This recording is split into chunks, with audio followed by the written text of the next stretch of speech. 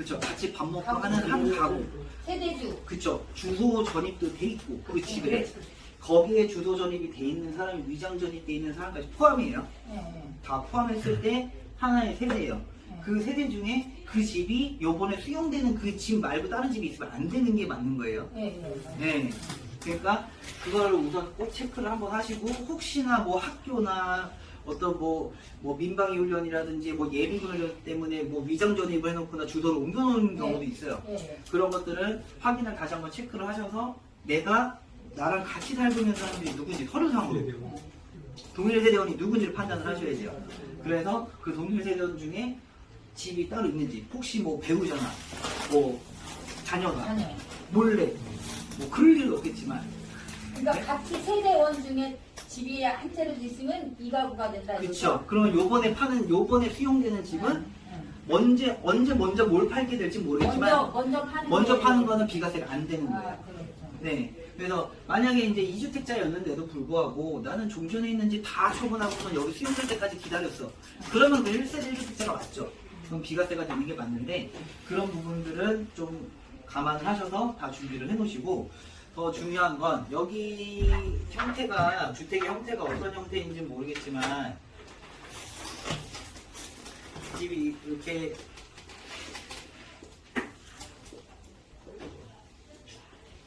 여기 대문이 있고 이런 집들에 많이 거주하시나요? 여기? 그죠? 여기가 그러면 마당하고 텃밭도 있고 여기 집이 올라가 있는 거죠? 자, 이런 형태의 집들이 문제가 뭐냐면 요 땅덩어리 요 땅덩어리는 내가 평생 20년, 30년을 살고 내가 앞마당처럼 썼던 데지만 세법에서는 이거를 주택 부스토지라고 표현을 해요. 주택 부스토지. 이 건물을 주택이라고 하고 이 땅덩어리를 주택 부스토지라고 하는데 이 주택 부스토지의 면적이라든지 이런 걸 세팅을 할 때 세금을 낼 때 요 정착 면적 있죠? 이 건축물을 위에서 아래로 봤을 때 투영 면적 그 투영 면적의 5배 수도권 내 도시지역으로 편입되는 경우에는 5배까지만 주택 부스토지가 인정돼요. 그러니까 예를 들면 이 부스토지가 건폐율의 5배? 건평의 5배. 그죠? 뭐 그렇게 표현하셔도 되고 이 땅덩어리가 만약에 500제곱미터예요. 근데 요 건물 위에서 딱 투영 면적을 봤더니 이거 50제곱미터밖에 안 돼요. 그러면 5배 하면 얼마예요? 250이죠? 이것만 받고 나머지는 땅으로 받아요? 아니 250제곱미터만 비과세를 해주고 나머지는 과세를 한다는 거예요. 나머지 네. 세금을 거기서 네. 50% 했잖아요. 네. 다른 세무사는 네. 수령이 공동택지로 지정되면서 네. 30% 준다고 하더라고요. 그래 30% 준다고요? 예. 수도권으로 돼서. 예. 그거는 이제 수도권 외에 아니지. 도시지역으로 편입되고 여기는 네. 평택은 그래서 평택은 수도권으로. 예, 30%만 된다. 아 여기 수도권으로 보는 거예요? 여기는? 수도권으로 수도권으로 본대. 30% 아니고 3배라 그러잖아. 3배. 그럼 맞아요. 수도권이면 3배. 3배. 여기가 세져야 돼. 도시지역 만약에 내 대지가 20평이면 60평까지 된다는 거지. 그렇죠? 3배밖에 이게 3배라는 거예요. 예, 3배라고 그래요. 도시지역 내 수도권. 그 여기는 3배예요. 지금 여기가 박혀 있나요? 예. 수도권으로 아니, 본대요. 여기가 저 5배가 나오는데 지금 현재는 5배인데. 예, 5배인데 네. 그 공공택지 사업을 시행하면서 네. 세율을 바뀐다는 거예요. 그러면 거기다 말아보자고. 용도지구가 아직 안 바뀌었다는 거네요? 예, 그럼 그걸 말아보세요. 아, 용도지구는 아직 안 먼저 세무서 바뀌었고. 왔는데 네. 현재는 5배다. 그죠? 예, 수도권 지역이기 때문에 네. 얘는 100%인데 네. 집정인데 현재는 50%인데 네. 공무택지가 지정가 되면서 네. 30 바뀐다고 세 그러고 배. 그걸 잘 확인해보자는 거예요. 그 말이 맞는 건지 한번. 그게 가장 중요해요, 그게 이제. 우선은 부스토지에 대한 판단을 할 때는 네. 주상공으로 편입되고 나서 수도권 아니야. 도시지역 내, 도시지역 외, 수도권 외 이런 걸 따져요. 그러니까 어떤 공공주택지구 지정이 됐다고 해가지고 거기를 3배나 5배로 하는 게 아니라 그러니까 도시지역으로 편입이 돼야 돼요. 여기가 원래는 뭐 절대농지라든지 뭐 이런 그 편입이 되기 전에 용도상으로 봤을 때 근데 도시지역 내에 주상공으로 편입이 되거나 하면은 그때는 5배. 근데 수도권 외에다 그러면 5배예요. 수도권 내면 또 3배고. 그게 있어요. 그래서 여기를 근데 여기를 지금 이렇게 사업 지정이 된다고 해서 여기를 수도권으로 봐가지고 여기를 3배로 한다는 거는 좀 불합리할 것 같아요. 불합리할 것 같아요. 제가 볼 때는.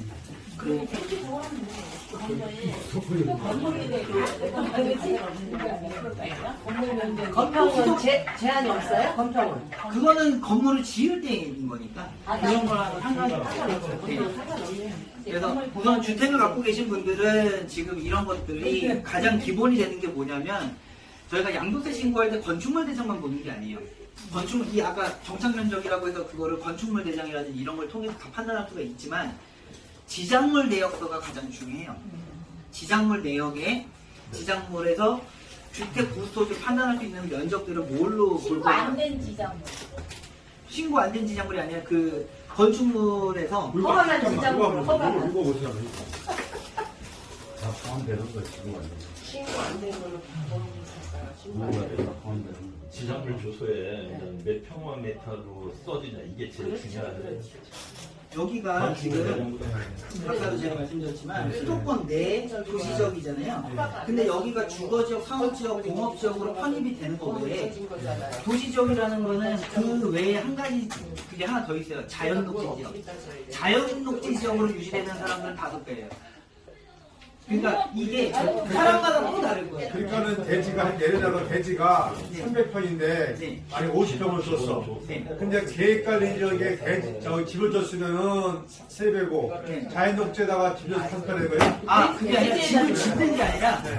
현재 있는 집의 용도가 바뀌었을 때 얘기하는 거예요. 현재 지어져 있는 집은 내가 얼마를 지었다, 얼마를 더 지을 거다 이걸 할 수가 없잖아요. 내가 원래 살고 있는 집의 면적이나 이런 거는 지금 픽스가 돼 있는 거잖아요. 네. 이건 픽스가 돼 있고 원래 여기 용도가 도시지역이 아니었어요. 도시지역이 아니라 뭐 아니 현재 여기가 우리가 중에는 그래서 현재 이 땅 중요한 거예요. 현재 여기는 도시지역이잖아 여기가 이게. 여기 현재 도시지역 편입 다 돼 있어요? 도시지역으로 보는 거예요? 모르겠어요. 여기 수도권 지역이야 수도권 지역이야 근데 중요한 친학지구지? 해락지구 그게 중요한 거지 지금 이게 잠시만요. 그냥 그렇게 알고 있으면 되네. 그냥 도시적인 여기 지번이 어떻게 되죠? 방축 3기를 40일. 방축 3기를 40일. 지금 지구 지정이 됐는데 여기 용도지구로 벌써 편입을 다 시켰다고요? 아직은 그렇게 안 됐을 거예요. 여기는 수도권 내에 포함되는 거지. 그래서 현재는 어젯밤에 세무사 얘기가 네. 현재는 50%다 이게 예 그래서 나중에는 여기가 우리가 세금 낼 때는 3배를 낼 거다 그 얘기 하더라고. 변수가 있다 이 얘기죠. 근데 변수가 있어요. 네, 근데 그 말씀도 맞아요. 만약에 이제 수도권 내에 3배로 볼 거냐 아니면은 거기 안에서는 수도권이어도 자연녹지 지역인 경우에는 상관없어요. 5배예요.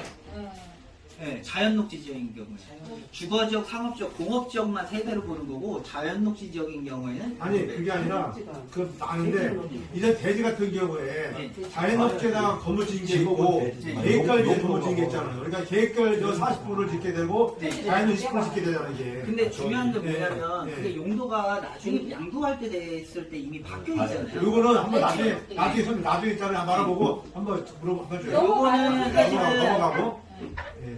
논란이 있을 수 있으니까 요거는 잠깐 지켜두고 이거는 지금 주택 관련된 부분은 그런 부분들이 있으니까 알고 계셔야 돼요. 그리고 지금 우리가 이제 양도소득세 신고라든지 이런 거는 제가 계속 자주 올 수 있다 그러면 뭐 이제 계속 말씀을 드릴 건데 지금 지구 지정이 이제 됐으니까 최근에 지금 만약에 뭐 땅을 사거나 하시는 분들 여기 토지 수용되는데 땅을 사시는 분들이나 이런 분들 가면 될까요?